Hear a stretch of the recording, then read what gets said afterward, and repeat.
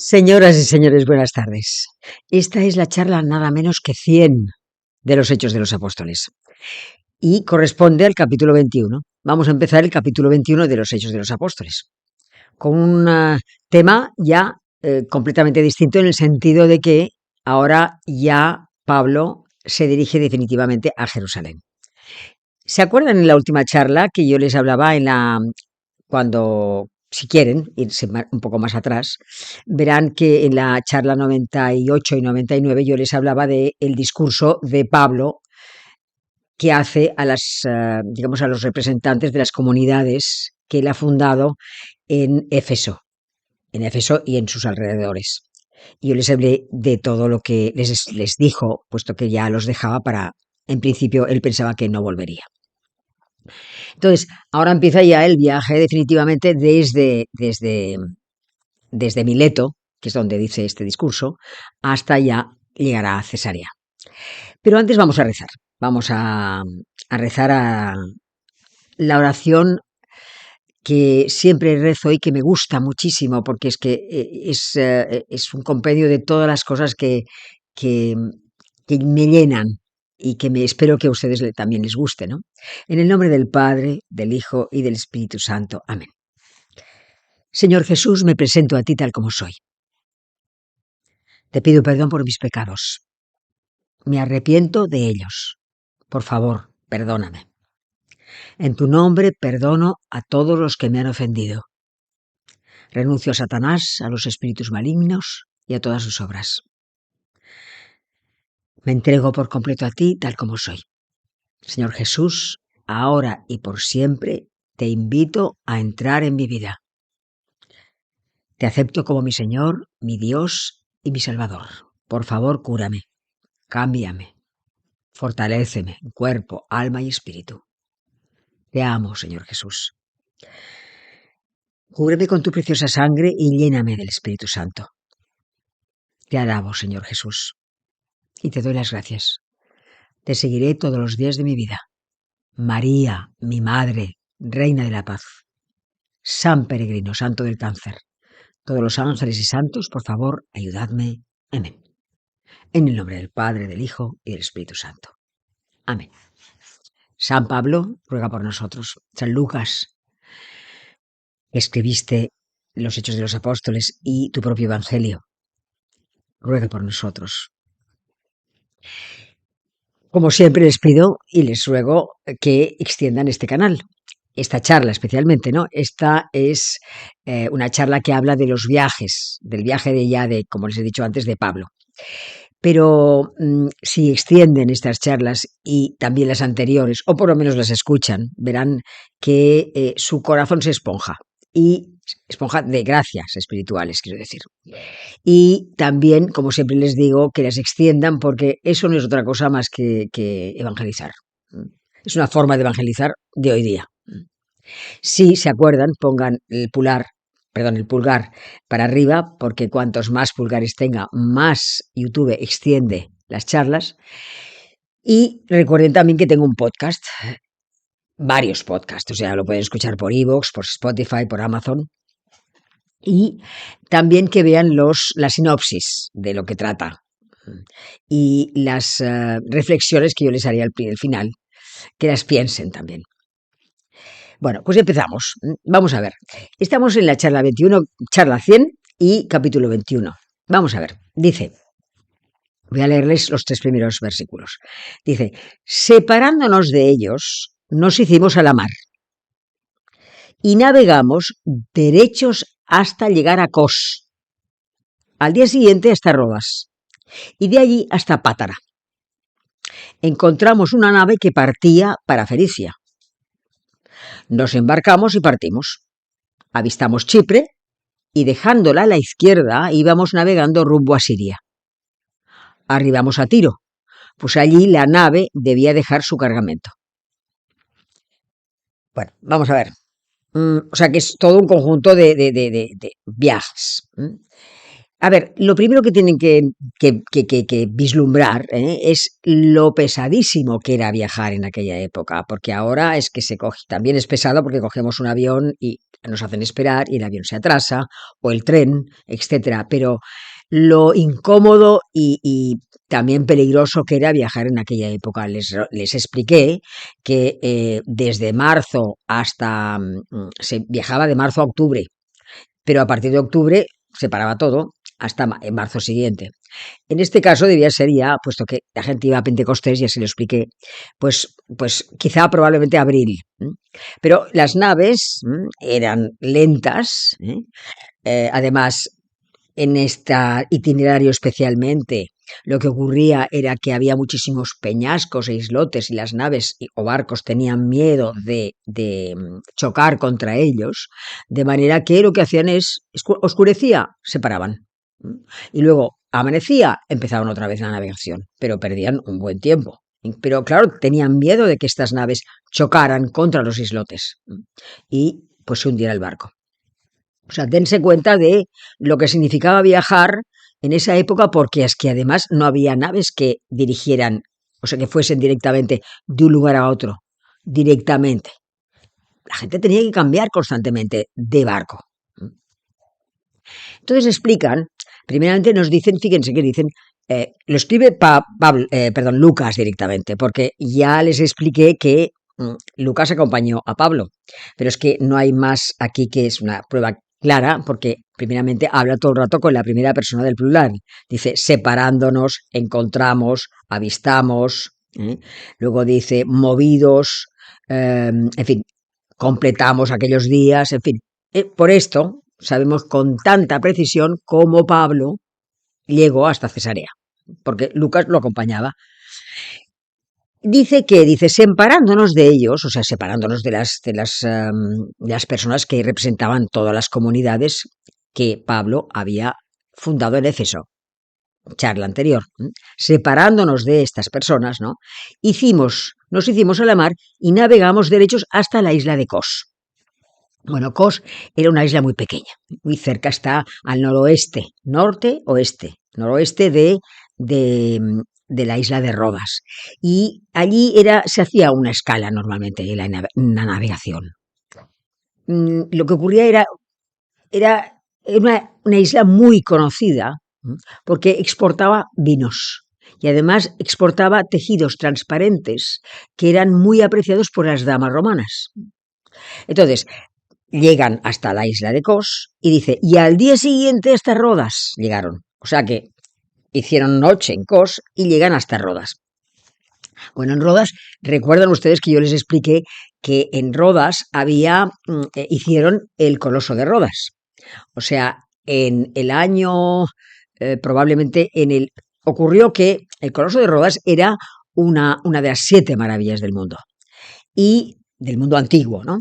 Y digamos, el coloso, la figura, tenía 32 metros de alto. Entonces tenía las piernas abiertas y por en medio de las piernas entraban todos los barcos en el puerto. Porque claro, Rodas era un puerto estratégico.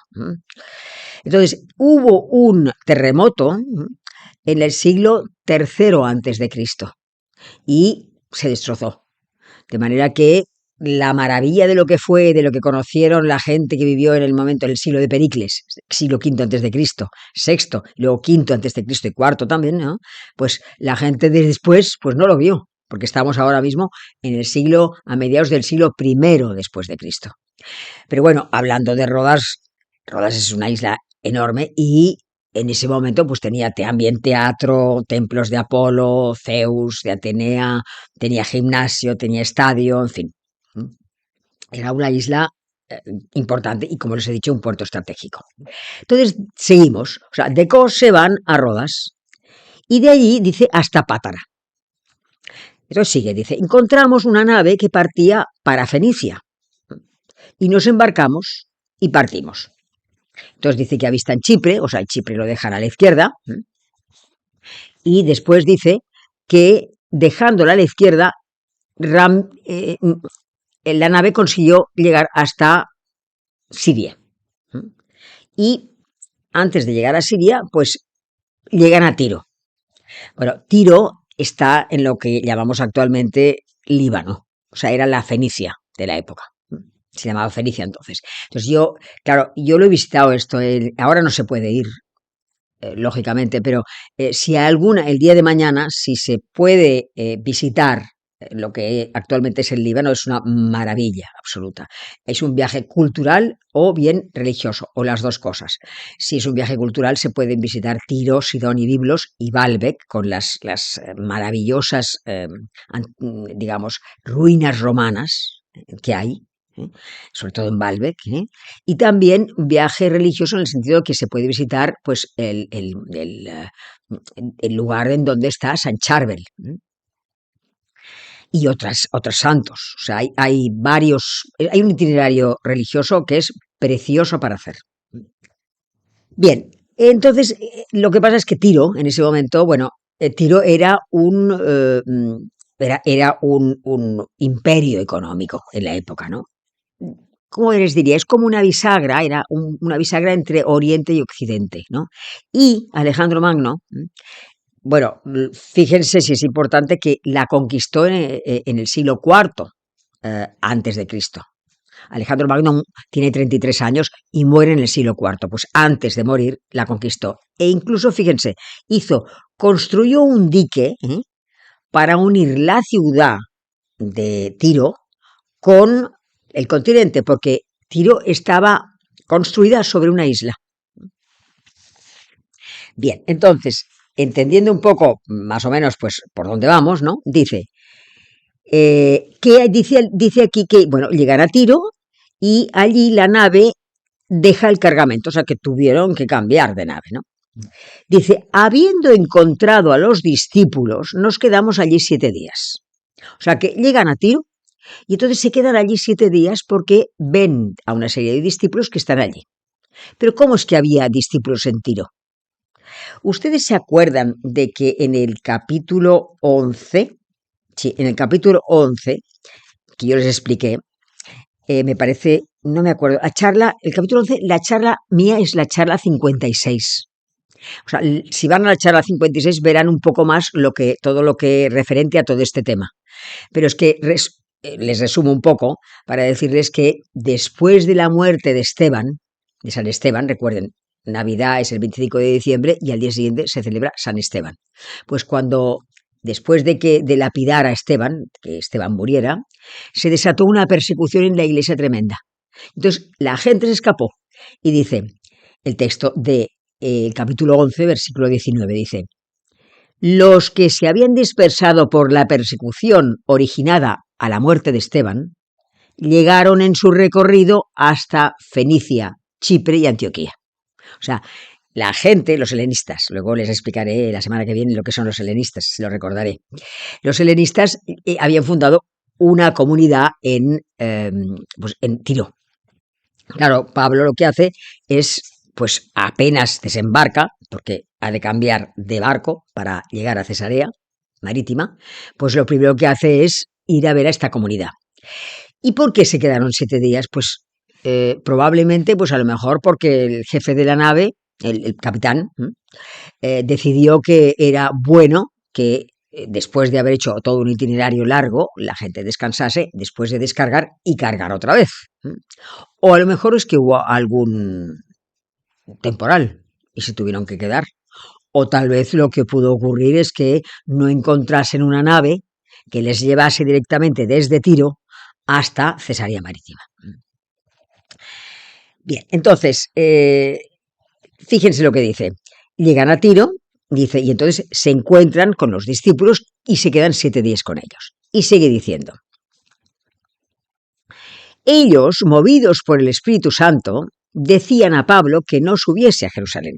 O sea, digamos que, claro, cuando esta gente era muy religiosa, o sea, la comunidad en Tiro era muy religiosa, y cuanto más religioso es una persona, cuanto más espiritual es, más el Señor se manifiesta, más puede manifestarse, porque el Señor constantemente te está dando gracias espirituales, pero depende de ti que puedan penetrar en tu alma, porque tú eres libre. Entonces, si tú estás muy alejado, digamos que estás cubierto como si fuera por una capa que no te deja penetrar las gracias que Dios te va enviando. Pero en este caso, puesto que la comunidad era muy religiosa, pues algunos de ellos, ¿no? Bajo la iluminación del Espíritu Santo, le dicen a Pablo que no vaya a Jerusalén, porque es que va a sufrir muchísimo, se va allí. Pero Pablo ya veremos que no hace ningún caso. Les voy a decir aquí una cosa que es interesante para que vean digamos, se lo voy para que vean el paralelismo que existe entre esto y nuestro Señor Jesucristo cuando Pedro habla con nuestro Señor. A ver, está en el Evangelio de San Mateo, capítulo 16, versículo 21. Verán ustedes que es muy parecido el caso. Nuestro Señor habla de su pasión y dice: comenzó Jesús a manifestar a sus discípulos que él debía ir a Jerusalén y sufrir mucho de parte de los ancianos, sumos sacerdotes y escribas, y ser matado y resucitar al tercer día. Tomándolo aparte, Pedro se puso a reprenderlo, diciendo: lejos de ti, Señor, de ningún modo sucederá esto. Pero él, volviéndose a Pedro, le dijo: quítate de mi vista, Satanás, escándalo eres para mí, porque tus pensamientos no son los de Dios, sino los de los hombres. Claro, este fragmento que alguna vez habremos oído en misa y recordamos, porque es conocido, tal vez a lo mejor en un momento dado nos haya chocado, porque claro, Pedro va con toda la buena intención a decirle al Señor: esto a ti no te pasará, nosotros te vamos a proteger, no permitiremos que te maten, ni que lo pases mal con toda esta gente. Pero claro, lo que ocurre es que esto es un punto de vista más bien, digamos, humano, y no es un punto de vista espiritual. Porque claro, se trataría de una caridad malentendida, porque tiene más de amor humano que de caridad divina. Claro, el Señor es una persona de dos naturalezas, la humana y la divina. Entonces, en su humanidad, él suda sangre en el Monte de los Olivos, porque tiene una angustia espantosa del sacrificio que va a hacer para recibirnos a todos. Pero esta angustia que tiene, claro, él ya la ha entregado a Dios, su Padre. Pero eso no quita que la tenga como humano que es. Entonces, si Pedro le está diciendo: este esfuerzo no lo hagas, está viendo clarísimamente que está siendo tentado por Satanás, porque a él le gustaría no pasarlo, pero lo ha ofrecido a su Padre. Entonces, claro, esto hace que podamos entender perfectamente la sensación que tiene nuestro Señor Jesucristo cuando cuando hace esa entrega. Y lo mismo pasa con Pablo en los Hechos de los Apóstoles. O sea, a él le dicen que no vaya a Jerusalén porque, digamos, lo que tratan realmente es de apartarle de la participación que va a tener en la cruz y en la pasión de nuestro Señor Jesucristo. Y él, en cambio, no hace ningún caso, sino que sigue adelante, porque ya les dije el otro día que Pablo era de Dios, y lo que Dios quisiera se cumplía. Bien, pues, como les he dicho, era una caridad malentendida, es decir, desde el punto de vista humano, pues es comprensible que intentes proteger a una persona. Desde el punto de vista espiritual, se tiene que cumplir lo que Dios quiere. Pues les voy a dejar aquí, porque la próxima semana hablaré de todo esto y de Felipe. Felipe, que es no Felipe el apóstol, sino Felipe la persona que los helenistas, que ya les explicaré la semana que viene, les recordaré, que está en la charla, en una de las charlas que les recordaré la diferencia que existía entre helenistas y judíos oriundos de Judea, ¿no? Y de Samaria y Galilea, es decir, de Palestina. Les explicaré las diferencias que hay. Y también, pues, les explicaré pues que Felipe tenía 7 hijas que eran vírgenes y que profetizaban, pero lo dejaremos para la semana siguiente. Sí que les voy a hacer las preguntas que últimamente les hago, porque es necesario meditarlas y incorporarlas a nuestro corazón, a nuestra mente. Y si es difícil, ¿eh? Bueno, retrocedan un poco el vídeo y escúchenlas y medítenlas, porque incorporar una cosa así es difícil, pero ya les digo, si es difícil y no pueden, o piensen que no lo han hecho nunca, pues pídanle a Dios que les ayude a no solamente entenderlas, sino a entender que se deben hacer estas preguntas, que se deben cumplir, digamos. Por ejemplo, una de ellas que me gustaría hacerles es esta. Digamos, si soy capaz de ofrecer a Dios los malos momentos de mi vida. Y además de ofrecerlos, decir, pues además de pasarlo mal, pasar un momento malo, ¿no? Los uno a tu pasión, a la pasión redentora de nuestro Señor Jesucristo. Y luego otra pregunta que me gustaría hacerles también es si anuncio el Evangelio a la gente, si lo anuncio a la gente que tengo al lado el Evangelio. Y si además soy capaz de ofrecer sacrificios al mismo tiempo que hago esta evangelización, porque el sacrificio enriquece la evangelización que estoy haciendo.